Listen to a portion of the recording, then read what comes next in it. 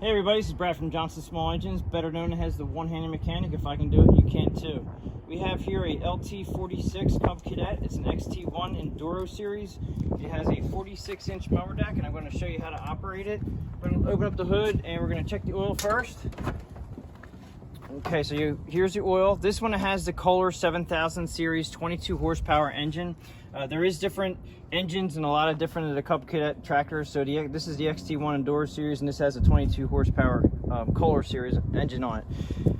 Pull dipstick out. You want to make sure you're between the two dots there, and this has brand new oil in it, so you can't even tell, but make sure you always wipe it off and then check it. This one's a very easy dipstick. You basically push it in and check it, pull it out, and see where it's at. This one's right below the higher dot right there, so it's perfect.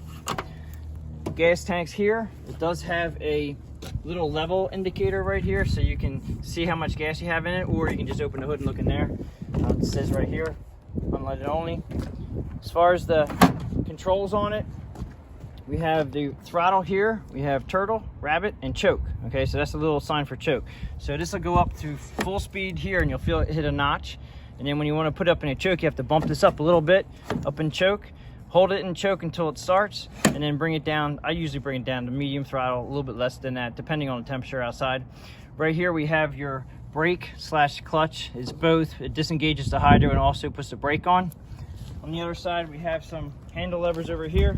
This is your blade engagement. This is the PTO handle that engages your deck. So when you engage the mower deck, you're just gonna flip this in, lock it in right there, and that engages your mower deck. And I'll go over that when we show you how to do the reverse button. This is your height for your up and down on your mower deck. So you basically just push it to the left, up and down. Just put the mower where you like it.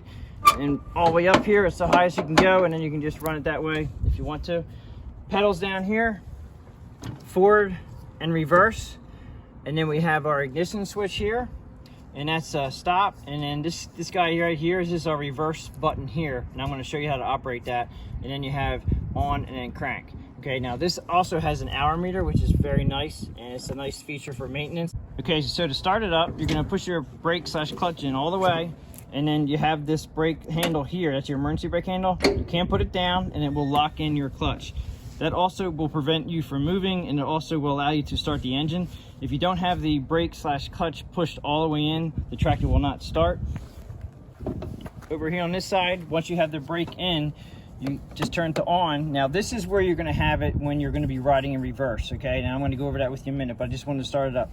So we're also gonna put the throttle over here, up into the choke position, which is right above the click. You'll feel it, the indentations right there. That's fast. That's where you want to be when you're cutting grass. But to start the tractor all the way up on choke, I usually just hold it there and then turn the key to crank. And as soon as it starts up, you're going to bring it down. Pretty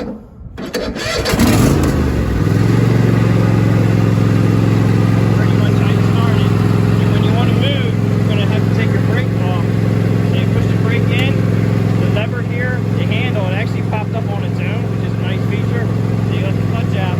Now we're ready to go. We have foot pedal forward, and reverse. Now as far as engaging the mower deck, I want to show you right now how to engage the mower deck. I'm going to put the mower deck down a couple notches.